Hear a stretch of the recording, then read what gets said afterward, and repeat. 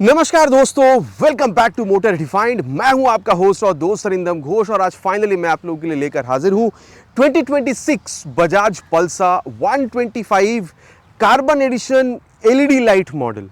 जी हां दोस्तों, और टाले थंबनेल से आप लोगों ने बिल्कुल समझ लिया है। वीडियो के दौरान मैं आप लोगों के साथ इस बाइक की एक डिटेल राइड रिव्यू शेयर करूंगा, लेकिन सिर्फ राइड एक्सपीरियंस ही नहीं, बाइक में कंपनी ने बहुत सारी नई अपडेट्स करी है। तो क्या अभी आप लोगों को यहाँ पर अपडेट देखने मिल जाएगा, साथ ही यहाँ पर फीचर्स, स्पेसिफिकेशन, माइलेज के बारे में बात करेंगे और पहले के मुकाबले अभी आप इस अपडेटेड या फिर आप कह सकते हैं फेस लिफ्ट मॉडल में आप लोगों को यहाँ पर कितनी प्राइस ज्यादा पे करनी हो रही है, इस बारे में भी बिल्कुल बात करेंगे। और साथ ही इस बाइक को इसकी जो कॉम्पिटिशन है मार्केट में उसके साथ भी कंपेयर करने की कोशिश करेंगे, ताकि वीडियो के एंड तक आप लोगों को क्लियर आइडिया मिल जाए कि अगर आप 125 सीसी में बाइक खरीदना चाह रहे थे, जहां पर स्पोर्टी लुक भी आपको चाहिए, कम्यूटिंग के लिए भी आपको चाहिए, ठीक है बाइक, तो ये बाइक खरीदना स्पेशली आप लोगों के लिए कितना सही हो सकता है। और दोस्तों आगे बढ़ने से पहले very special thanks to Rolta Bajaj Baguiati Kolkata for providing me this bike, ताकि मैं आप लोगों तक ये रिव्यू पहुंचा सकूं। वेस्ट बंगाल के हावड़ा हुगली कोलकाता में अगर आप रहते हैं, कोई भी आप यहां पर बजाज की प्रोडक्ट खरीदना चाहते हैं, शोरूम को आप डेफिनेटली कॉन्टैक्ट कर सकते हैं। डिटेल्स ऑलरेडी आप लोगों ने अपने स्क्रीन पर देख ली है। तो चलिए दोस्तों स्टार्ट करते हैं। दोस्तों रिव्यू की शुरुआत वॉक अराउंड के साथ करेंगे। सबसे पहले जो की है ये आप लोग देख लीजिए। इसमें वैसे कोई चेंज जो है आप लोगों को समझ में नहीं आ रहा है अगर आप लोग इसकी पिछली मॉडल से देख रहे हैं तो, लेकिन ये 2026 वाली बजाज पल्सर 125 है। तो क्या क्या चेंज आप लोगों को यहाँ पर मिल जाएगा, एक एक करके हम लोग यहाँ पर देख लेते हैं। वैसे 5 से 6 चेंज आप लोगों को मिलेगा। सबसे पहला जो चेंज आप लोगों को दिख रहा है वो है इसकी कलर में। अब देखिए, पहले जैसे अभी भी आप लोगों को कार्बन एडिशन मिलेगा, जहाँ पर ये सिंगल सीट या फिर स्प्लिट सीट दोनों ही एडिशन आप लोगों को मिल रहा है, दोनों ही वेरिएंट। और आप लोगों को नियॉन वेरिएंट जो है वो भी आप लोगों को दिखेगा। बाकी अगर आप लोग यहाँ पर ये कार्बन एडिशन पर आ रहे हैं, चाहे आप सिंगल सीट देख रहे हो, बाकी स्प्लिट सीट भी मॉडल अवेलेबल हो चुकी है मार्केट में। इन बोथ द केसेस अगर आप लोग कार्बन फाइबर एडिशन पर आ रहे हैं तो यहाँ पर आप लोगों को 4 कलर मिल जाएगा। बाकी ये जो सियान कलर आप लोगों को ब्लैक कलर के साथ मिल रहा है, ये आप लोगों को मिला। इसके अलावा ब्लैक कलर के साथ आप लोगों को रेड मिल जाएगा, जो कहीं ना कहीं पहले भी आप लोगों ने सिमिलर देखा हुआ है, लेकिन एक ऑल रेड कलर या फिर ऑल ब्लैक कलर जो वो भी आप लोगों को यहाँ पर मिल जाएगा। स्क्रीन पर अभी आप लोगों ने देख लिया। और नियॉन कलर भी अगर आप लोग देख रहे हैं तो पहले से कुछ मिलती जुलती कुछ नया एक यहाँ पर चीज लाया गया। नियॉन कलर में भी, नियॉन एडिशन आप कह सकते हैं, वहां पर भी 4 आपको कलर मिल रहा है। बाकी स्क्रीन पर आप लोगों ने ऑलरेडी देख लिया है, क्योंकि ये सियान कलर अभी हमारे साथ नया मौजूद है। एक बार मैं आप लोगों को यहाँ पर ये कंप्लीट इसकी एक ओवरव्यू दे देता हूँ। ब्लैक कलर के साथ यहाँ पर वाइजर आपको मिल रहा है। कुछ इस तरीके से सियान कलर जो है ये आप लोगों को इसकी वाइजर मतलब कह सकते हैं हेडलैम्प की असेंबली पे आपको दिखेगा। कुछ इस तरीके से आप देख सकते हैं यहाँ पर ये सिल्वर और ये सियान कलर जो ये आप लोगों को दिख रहा है, ये कार्बन फाइबर की जो टच है ये भी आप लोगों को यहाँ पर दिखेगा। इंजन की अगर आप लोग काउल देख रहे हैं तो यहाँ पर भी ये सेम स्टिकरिंग आप लोगों को दिख रहा है। इनफैक्ट अगर आप लोग यहाँ पर टायर की यहाँ पर ये जो व्हील इसमें अगर आप लोग देख रहे हैं तो यहाँ पर भी चीज़ आपको दिखेगा और 125 लिखी हुई, और यहाँ पर ये जो स्टिकरिंग है ये भी आप लोगों को बिल्कुल मिल रहा है। ये अगर आप लोग देख रहे हैं ना तो 220 या फिर 150 से ना हल्की सी डिफरेंस आप लोगों को यहाँ पर ये बिल्कुल फील देती है। बाकी आप लोगों को कलर कैसी लगी नीचे प्लीज कमेंट पर लिखकर बताइएगा। ये सियान कलर पहले आप लोगों ने यामाहा MT-15 में देखा हुआ था, अभी यहाँ पर भी आप लोगों को मिल रहा है। बाकी अब अगर मैं आप लोगों को बताऊं, जैसे मैं यहाँ पर की को ऑन कर रहा हूँ वैसे तो कोई फर्क आपको समझ में आ नहीं रहा है हेडलैम्प में, ठीक है, जलती भी आपको दिख नहीं रही है। लेकिन अगर मैं यहाँ पर इग्निशन को ऑन कर रहा हूँ तो आप देख सकते हैं जो DRL ये आप लोगों को जलता हुआ दिखेगा, और मतलब किल स्विच ऑन करने पे। और इग्निशन अगर मैं ऑन करूं तो high beam low beam password की स्विच आप लोगों को मिल रहा है। हाई बीम, लो बीम और पासवर्ड आपको जिस तरीके से यहाँ पर ऑपरेट भी कर पाएंगे। अब इसको करते हैं बंद। बाकी अगर आप लोग देख रहे हैं तो यहाँ पर ये जो same flexible LED turn indicator है ये भी आप लोगों को यहाँ पर बिल्कुल मिल रहा है, जो पहले आप लोगों को यहाँ पर बल्ब का मिला करता था। तो यहाँ पर भी आप लोगों को हैलोजन मिला था, LED मिल चुका है। यहाँ पर भी पहले आपको जो बल्ब टर्न इंडिकेटर में ये आप लोगों को भी LED मिलने लग गया। तो यहाँ पर ये आप कह सकते हैं चेंज हुआ। इनफैक्ट अगर आप लोग यहाँ पर ये वाइजर देख रहे हैं, जैसे पल्सर 150 के दौरान मैंने कहा था, यहाँ पर ये भी आप लोगों को चेंज समझ में आ रहा है। अब इसको हम लोग यहाँ पर करते हैं बंद। इसके अलावा अगर आप लोग चेंज देख रहे हैं तो वो आप लोगों को सीट में बिल्कुल मिल जाएगा। देखिए, वैसे तो सीट की यहाँ पर ये जो पोजीशनिंग या फिर स्टाइलिंग में चेंज नहीं करा गया, लेकिन कुशनिंग कितनी अलग हुई है इसके बारे में आगे चलते हुए बात करेंगे। लेकिन अगर मैं आप लोगों को बताऊं तो ये जो टेक्सचर है इसको डेफिनेटली पहले के मुकाबले अभी बदल दिया गया है। मैंने पल्सर 220 150 के दौरान भी कहा था, N250 NO60 में जैसे आप लोगों को टेक्सचर मिलता है वैसे सीट आप लोगों को यहाँ पर भी अभी मिलने लग गया। अगेन कहूँ कुशनिंग कैसी है आगे इसके बारे में हम लोग चलते हुए बात करेंगे। और इसके अलावा मेन चेंज जो आप लोगों को मिल जाएगा वो है इसकी प्राइस में। पहले के मुकाबले अगर आप लोग देख रहे हैं तो 3,500-4 हज़ार रुपए तक का जो प्राइस डिफरेंस है पहले के मुकाबले अभी आप लोग ज़्यादा पे कर रहे हैं। अब एग्जैक्ट आप यहाँ पर ये जो कार्बन एडिशन में इसमें आप लोग सिंगल सीट में कितना पे कर रहे हैं, पहले के मुकाबले कितना ज़्यादा कर रहे हैं, एग्जैक्टली मैं आपको बताऊंगा। लेकिन उससे पहले देख लेते हैं कि चीज़ें ओवरऑल हमें यहाँ पर मिल क्या रहा है। ये हेडलैम्प असेंबली में चेंज हुआ, ये मैंने आप लोगों को कंप्लीटली बता दिया। लेकिन अगर आप लोग सस्पेंशन देख रहे हैं, अभी भी आप लोगों को 31 mm तक का टेलीस्कोपिक फोक ही मिल जाता है। वैसे रेडर या SP में तो सेम आपको मिलेगा, लेकिन एक्सट्रीम में 37 mm का मिलता है।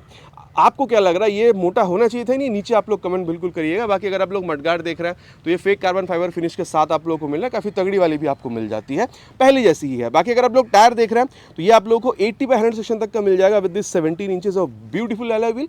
बाकी यहाँ पर अगर आप लोग देख रहे हैं तो एसपी में आप लोगों को सेम मिल जाएगा 80 mm तक का टायर, लेकिन हाँ वहाँ पर 18 इंच की अलॉय व्हील मिलती है। बात वो नहीं है, बात ये कि अगर आप लोग यहाँ पर रेडर में देख रहे हैं 90 mm का मिलने लग गया। अगर आप लोग एक्सट्रीम में देखते हैं वहाँ पर भी 90 mm तक का मिलता है टायर। क्या यहाँ पर भी बढ़नी चाहिए थी, या आप लोग नीचे कमेंट में लिखकर बिल्कुल बताइएगा। बाकी कॉम्बी ब्रेकिंग सिस्टम है, जब आप रियर ब्रेक अप्लाई कर रहे होते हैं फ्रंट ब्रेक भी थोड़ा अप्लाई होता है ताकि ब्रेकिंग को और बेहतर बनाई जा सके। बाकी इसके बारे में चलते हुए आगे हम लोग बात डेफिनेटली करने वाले हैं। साथ ही 240 mm तक का ये जो ब्रेक डिस्क है ये आप लोगों को यहाँ पर बिल्कुल मिलता है। साथ ही अगर आप लोग देख रहे हैं तो रेडर और एसपी में आप लोगों को ऑलमोस्ट सिमिलर सेटअप मिलता है, लेकिन एक्सट्रीम में आप लोगों को थोड़ा सा बेहतर सेटअप मिलता है। और अब अगर मैं आप लोगों को इंजन के बारे में बताऊं तो देखिए, किकस्टार्ट कंपनी ने अभी तक यहाँ से हटाई नहीं, जो कि काफ़ी सही भी है अगर मैं आप लोगों को अपने हिसाब से बताऊं तो, ठीक है। और इंजन में अगर आप लोग देख रहे हैं तो 124.3 CC single cylinder 2 valve air cool fuelated engine आप लोगों को मिलेगा, जो पहले की तरह अभी भी आप लोगों को 11.8 PS तक का पावर 10.8 न्यूटन मीटर टॉर्क के साथ कंपनी यहाँ पर प्रोवाइड करती है आपको। अब अगर आप लोग कंपैरिजन कर रहे हैं, देखिए अगर आप लोग एसपी पे जा रहे हैं वहाँ पर 10.8 PS तक का पावर मिलता है, तो डेफिनेटली यहाँ पर ज़्यादा मिलेगा। रेडर में 11.3 न्यूटन PS तक का पावर आपको मिलता है, तो डेफिनेटली यहाँ पर ज़्यादा। लेकिन रेडर में क्या है, अभी आप लोगों को वो जो आईगो असिस्ट वाली चीज़ मिलने लगे, उस वजह से आप लोगों को टॉर्क इसके मुकाबले थोड़ा ज़्यादा मिलता है। वहाँ पर 11.7 न्यूटन मीटर का जो टॉर्क है वो आप लोगों को मिल जाएगा। और एक्सट्रीम पे अगर आप लोग जाते हैं तो वहाँ पर 11.4 PS तक का पावर जो वो मिलता है, करीबन 10.5 न्यूटन मीटर टॉर्क के हिसाब से। तो इंजन की अगर आप लोग पावर देख रहे हैं तो यहाँ पर आप लोगों को सबसे ज़्यादा बिल्कुल महसूस हो सकता है, ठीक है। और कितनी सही है आगे चलते हुए इसके बारे में तो बात बिल्कुल करेंगे। बाकी इंजन के अगर आप लोग ये काउल देख रहे हैं तो यहाँ पर ये इसकी फिटिंग हो या फिर दिखने में कैसी है, बहुत सही है। और ये जो क्रैश गार्ड है ये भी काफ़ी तगड़ी आपको मिलती है। बाकी अगर आप लोग देख रहे हैं तो ये जो अगर आप लोग यहाँ पर ये एग्जॉस्ट की यहाँ पर ये जो मफलर कवर देख रहे हैं ये भी मेटालिक आपको मिलेगा। और क्योंकि बात अभी इंजन की हो रही थी, एग्जॉस्ट साउंड आप लोग सुन लीजिए।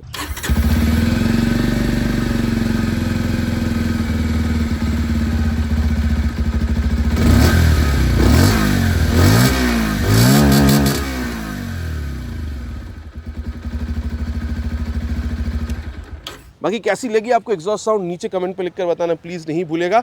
एक बार दोबारा अगर मैं की को यहाँ पर ऑन करूँ, वैसे आपको बहुत ज़्यादा फर्क दिखेगा नहीं। जब अगर मैं इसकी यहाँ पर इसको ऑन कर दूँ तो आप देख सकते हैं, जैसे मैंने जो स्किल स्विच उसको ऑन करा है, इग्निशन ऑन ना करते हुए भी यहाँ पर ये आप लोगों को जलता हुआ दिख रहा है। बाकी फ्रंट की तरह रेयर में भी एलईडी टर्न इंडिकेटर जो ये आप लोगों को दिखेगा। ये टायर अगर आप लोगों को काफ़ी तगड़ा वाला मिल जाएगा। बाकी टायर अगर आप लोग देख रहे हैं तो यहाँ पर 100/90 सेक्शन तक का tyre with 17 inches of alloy wheel मिल रहा है, जहाँ पर कुछ इस तरीके से स्टिकरिंग वगैरह आप लोगों को मिल जाएगा। बाकी अगर एसपी पे देखा जाए वहाँ पर भी आप लोगों को सेम मिल जाता है। रेडर में हल्की सी चौड़ी आपको मिलेगी, लेकिन एक्सट्रीम में 120 mm तक का मिलता है। बाकी आपको क्या लग रहा है, क्या ये थोड़ी सी और चौड़ी होनी चाहिए थी? नीचे कमेंट पे लिखकर बताना नहीं भूलेगा। बाकी पहले की तरह भी आप लोगों को 130 mm तक का जो ड्रम ब्रेक है with this box action swing arm ये आप लोगों को बिल्कुल मिलता है। बाकी रेडर में तो डुअल आप लोगों को डिस्क मिलने लग गया है, सिंगल चैनल एबीएस के साथ। एक्सट्रीम में भी आप लोगों को dual disc dual channel ABS मिल जाता है। बाकी अगर आप लोग ग्लैमर के मुकाबले भी देख रहे हैं या फिर एसपी के मुकाबले भी देख रहे हैं तो आप लोगों को ये चीज़ उसके बराबर, मतलब आप कह सकते हैं कि सिमिलर मिल रहा है। लेकिन हाँ, रेडर और आप कह सकते हैं एक्सट्रीम में आप लोगों को इससे बेहतर मिलता है। साथ ही दोस्तों अगर देखा जाए तो एंडोरेंस की यहाँ पर हमें ये जो डुअल हाइड्रोलिक शॉक अब्जॉर्बर जैसे पहले मिलता था, हमें अभी भी मिल रहा है। बाकी एक्सट्रीम और आप कह सकते हैं मोनोशॉक सस्पेंशन का सेटअप है वो मिलता है। लेकिन अगर आप लोग ग्लैमर या फिर एसपी में अगर आप लोग देख रहे हैं तो वहाँ पर आप लोग को डुअल हाइड्रोलिक शॉक अब्जॉर्बर ही मिलता है। बाकी अगर आप लोग यहाँ पर इसकी लेफ्ट पोर्शन देख रहे हैं तो ये जो साड़ी गार्ड या फिर यहाँ पर जो लेडीज फुटरेस्ट ऑलरेडी आप लोगों को मिलता है, तो इसके लिए एक पैसा आप लोगों को एक्स्ट्रा खर्चा नहीं करना होता है। बाकी देखिए खर्चा यहाँ पर भी बचता है क्योंकि चेन पे भी आपको बहुत ज़्यादा खर्चा नहीं करना हो रहा, ठीक है। एक क्लोज चेन सिस्टम है, ठीक है। और साथ ही अगर आप लोग देख रहे हैं तो यहाँ पर आप लोग को main stand, side stand with side stand cut off sensor ये चीज़ आपको मिल रहा है। बाकी आप देख सकते हैं हिल एंड टो शिफ्टर दोनों है, तो आपकी जब इस तरीके से करते हैं ना तो ये जूती खराब नहीं होती, बिकॉज पीछे से ही आप लोग यहाँ पर गियर एंगेज हो जाती है। बाकी 5 स्पीड गियर बॉक्स है, 1 डाउन 4 अप। एक्सेलरेशन टेस्ट आगे हम लोग बिल्कुल करेंगे, जैसे हर वीडियो में आप लोगों को बताता हूँ। बाकी सीट ऑलरेडी मैंने कहा है, कुशनिंग के बारे में आगे बात करेंगे। लेकिन सीट हाइट अगर आप लोग देख रहे हैं करीबन 790 mm तक का जो सीट हाइट है ये आप लोग को यहाँ पर मिलेगा। तो अगर आपकी हाइट अराउंड 5'4" तक की भी है आप आराम से यूज़ कर पाएंगे, प्रॉब्लम मेरे हिसाब से आपको नहीं होना चाहिए। बाकी टैंक अगर आप लोग देख रहे हैं पहले जैसे ही कंप्लीटली मेटालिक आप लोग को 15 लीटर तक का मिल जाएगा। और ये आप देख सकते हैं जो टैंक पैड वगैरह ये भी आप लोग को यहाँ पर मिल रहा है। E20 की स्टिकरिंग है, तो कहा जा सकता है कि E20 फ्यूल के साथ भी आप इस इंजन को आराम से रन करा पाएंगे। बाकी दोस्तों अगर माइलेज के बारे में बात करी जाए, आप 50 तक यहाँ पर बिल्कुल एक्सपेक्ट कर सकते हैं, ठीक है, 45 से 50 के बीच में। बाकी अगर आप लोगों को इससे ज़्यादा ही कम मिला हुआ है, नीचे प्लीज़ कमेंट पर लिखकर बताना नहीं भूलिएगा। 165 तक का ग्राउंड क्लियरेंस ये भी आपको मिलेगा, और ये सिंगल सीट वाली एडिशन है, तो यहाँ पर आप लोगों को 144 किलोग्राम मिलेगा, चाहे आप नियॉन एडिशन में देख रहे हो या फिर यहाँ पर ये कार्बन एडिशन में। लेकिन जैसे ही आप स्प्लिट सीट वाले ऑप्शन पर जाते हैं 148 किलोग्राम बन जाती है, तो 4 किलोग्राम वहाँ पर आपको ज़्यादा मिलता है। बाकी क्लिप ऑन हैंडल बार जो है ये आप लोगों को बिल्कुल मिलेगा, और साथ ही यहाँ पर high beam low beam pass out के लिए स्विच, यहाँ पर ये आप लोगों को ब्लूटूथ एनाबल्ड है। यहाँ पर आप लोगों को ये जो डिजिटल डिस्प्ले ये आप लोगों को मिलेगा। टॉगल करने के लिए यहाँ पर ये जो एम की बटन है ये दिख रहा है, टर्न सिग्नल, और हॉर्न आपको काफ़ी लाउड ही मिलेगा। इंजन किल स्विच ये आपको मिला, नीचे इंजन ऑन करने का स्विच। बाकी एग्जॉस्ट साउंड जो है वो भी मैंने आप लोग को यहाँ पर सुना दी है। और साथ ही अगर आप लोग देख रहे हैं यहाँ पर ये जो नॉर्मल मोबाइल चार्जिंग पोर्ट है ये आप लोग को यहाँ पर मिल जाएगा। और अगर मैं आप लोगों को बताऊँ, एक बार ऑफ करके अगर मैं ऑन करूँ तो आप देख सकते हैं पूरा यहाँ पर ये स्वाइप लेती है। साथ ही अगर मैं आप लोगों को दिखा पाऊँ तो यहाँ पर ये देखिए टैकोमीटर आपको दिख रहा है, फ्यूल के सेंसर दिख रहा है, टाइम दिखा रही है, स्पीडोमीटर आप लोगों को दिख रहा है, ओडोमीटर यहाँ पर आप लोगों को दिख रहा है। और अगर आप लोग यहाँ पर इस बटन का इस्तेमाल करते हैं तो आप लोग देख सकते हैं instantaneous fuel economy, distance to empty, ठीक है, trip A, average fuel economy, trip B की एवरेज फ्यूल इकोनॉमी, ये सारी चीज़ें आप लोग को यहाँ पर ये बताती है। वार्निंग में एंटर करेंगे तो फ्यूल कम है, फ्यूल भराने को कहेगी। सेटिंग में जाएंगे तो क्लॉक वगैरह जो है ये आप लोग यहाँ पर सेट कर सकते हैं। और साथ ही अगर आप यहाँ पर बजाज की जो राइड कनेक्ट ऐप है मोबाइल में डाउनलोड इंस्टॉल करके थ्रू ब्लूटूथ अगर इसके साथ आप कनेक्ट करते हैं तो नेविगेशन तो आप डायरेक्ट इस्तेमाल नहीं कर पाएंगे, लेकिन कॉल SMS आप लोग आराम से यहाँ पर यूज़ कर पाते हैं। और वहीं अगर मैं आप लोगों को मिरर के बारे में बताऊँ तो अच्छा खासा रियर व्यू दे देती है। इसके बारे में आगे चलते हुए हम लोग बात बिल्कुल करने वाले हैं। मोटा मोटा क्या चीज़ कंपनी यहाँ पर दे रही है, क्या डिफरेंट है, ये मैंने आप लोगों को बता दिया। और अब यहाँ पर मुद्दे की बात करते हैं, प्राइस आपको कितनी पे करनी होगी। देखिए पहले अगर आप लोग इस पल्सर 125 कार्बन एडिशन पे जाते थे, सिंगल सीट के लिए आप लोगों को पे करना होता था 1,06,060 रुपीज़। वहीं अगर आप लोग स्प्लिट सीट पर जाते थे आप पे करते थे 1,08,298 रुपीज़। लेकिन अगर अभी की बात करें, जैसे मैं आप लोगों से ऑलरेडी कह रहा था कि 3,500-4 हज़ार रुपये का आप लोग को डिफरेंस मिल रहा है, तो अभी अगर आप लोग ये सिंगल सीट वाले ऑप्शन पर आ रहे हैं 1,09,991 रुपीज़ आप पे कर रहे हैं। और अगर आप लोग इसकी स्प्लिट सीट पर जा रहे हैं तो 1,12,229 रुपीज़ तक आप लोग यहाँ पर बिल्कुल पे कर रहे हैं। तो मोटा मोटा चीज़ों के बारे में डिस्कस हो चुका है। चलिए अब राइड पर चलते हैं, फिर समझते हैं कि राइड एक्सपीरियंस इस बाइक के साथ कैसा हो सकता है। और दोस्तों अब यहाँ पर राइड रिव्यू की शुरुआत करेंगे of this all new 2026 Bajaj Pulsar 125 updated model आप कह सकते हैं, कार्बन एडिशन विथ LED आप यहाँ पर हेडलैम्प के साथ इसको मॉडल कह सकते हैं। बाकी देखिए सीट हाइट वही 780 से 90 के बीच में आप लोगों को मिल जाएगा। तो अगर आपकी हाइट अराउंड 5'4" तक की है तो प्रॉब्लम नहीं होना चाहिए, ऑलरेडी मैंने आप लोगों से कही है। अब रियर फिटेड फुटबैग हल्की सी, ऑलमोस्ट आप यहाँ पर सामने की तरफ ही पैर कर बैठ रहे हैं, ठीक है। और सीट जो है पहले के मुकाबले मैं नहीं कहूँगा कि बहुत ज़्यादा यहाँ पर कोई डिफरेंस है, तो ऑलमोस्ट सिमिलर ही मिल रहा है, मतलब कुछ नहीं, वो जो सॉफ्टनेस है काफ़ी सिमिलर ही आप लोगों को मिल रहा है। मैं नहीं कहूँगा कि बहुत ज़्यादा सॉफ्ट है, बहुत ज़्यादा हार्ड है, कंफर्टेबल डेफिनेटली आप बैठ रहे हो, चाहे आप पिलियन के साथ ही क्यों ना राइड कर रहे हो, मैं तो कहूँगा आप लोगों को अच्छा खासा स्पेस यहाँ पर आपको बिल्कुल मिल जाएगा। और क्लिप ऑन हैंडल बार है, बिल्कुल हल्का सा आप यहाँ पर सामने की तरफ झुकते भी हैं तो एक स्पोर्टी जो फील है वो भी आप लोगों को यहाँ पर डेफिनेटली मिलता है। और चलिए अब यहाँ पर स्टार्ट करते हैं। फर्स्ट गियर पर डाल दिया, गियर पोजिशन सेंसर यहाँ पर होना चाहिए था या नहीं आप लोग बिल्कुल बताइएगा। ये सेकेंड गियर, थर्ड गियर।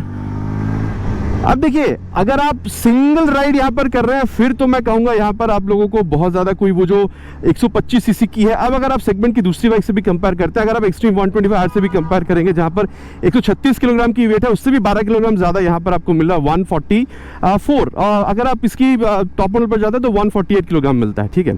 तो ये जो वेट आप लोगों को ज़्यादा मिल रहा है इस वजह से इनिशियल में आप लोगों को बहुत ज़्यादा कोई लैग फील होता है। ऐसा अगर आप लोग सिंगल राइड करेंगे तो फिर तो आप लोगों को महसूस नहीं होने वाला। लेकिन अगर आप लोग डबल राइड कर रहे हैं विद पिलियन तो जब तक आप 40-50 तक नहीं पहुंचते, हल्का सा आप लोगों को वो जो इनिशियल एक्सेलरेशन कम फील हो सकता है। लेकिन जैसे आप 40-50 पार करते हैं तब आप लोगों को और कोई एक्सेलरेशन में प्रॉब्लम फील नहीं होगा। अगर आप सिंगल बैठे हैं फिर तो भाई इनिशियल में भी प्रॉब्लम नहीं होना चाहिए।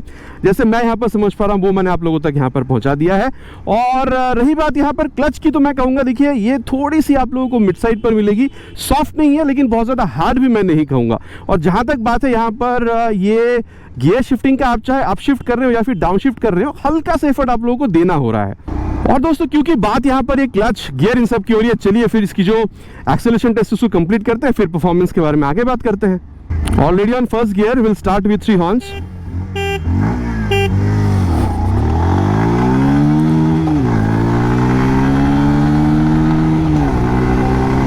$60 क्रॉस्ड, 70 क्रॉस, बहुत ज्यादा नहीं खींचेंगे, let's see how far can we go.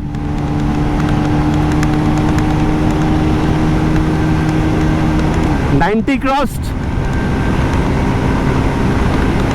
and taking time to reach 100 as it's a complete new bike and 101.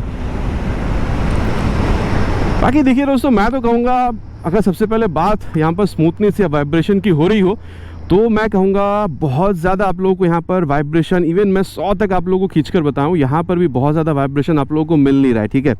तो मैं कहूँगा देखिए 85-90 तक भी अगर आप लोग देख रहे हैं तो आपको काफ़ी स्मूथनेस यहाँ पर फील होती है। उसके बाद हल्का सा एक बज़ आता है, वो भी आप लोगों को फुटपेक पर मिलता है। सच वहाँ पर भी बहुत ज़्यादा बज़ नहीं है कि आप लोग बाइक को ना ही खरीदे, ऐसा वाला वाइब्रेशन वहाँ पर भी नहीं मिल रहा है। तो स्मूथनेस के मामले में बाइक काफ़ी आप लोगों को सही दिखेगा। मैं तो कहूँगा पिछले मॉडल में जैसा मिल रहा था वैसे ही है। सच यहाँ पर परफॉर्मेंस में आप लोगों को कोई चेंज जो है समझ में आ नहीं रहा है। इनफैक्ट अगर आप स्मूथनेस भी देखेंगे तो भी पिछले मॉडल की तरह ही आप लोगों को दिखेगा। बाकी स्टेबिलिटी में नो प्रॉब्लम, लेकिन अगर टायर्स यहाँ पर थोड़ी सी और अपग्रेड हो जाए 90 या फिर 100, अगर 90 की आ जाए फ्रंट में, रियर में 110-20 की आ जाए तो और बेहतर ये हो सकती थी। और वहीं अगर मैं आप लोगों को इंजन हीटिंग के बारे में बताऊं तो नो प्रॉब्लम, सच आप लोगों को मिलना नीचे। और अगर आप लोग इसकी माइलेज देख रहे हैं तो 45-50 तक आप लोगों को मिल जानी चाहिए। ऊपर नीचे अगर आप लोगों को मिला है तो नीचे प्लीज कमेंट पर लिखकर बताइएगा।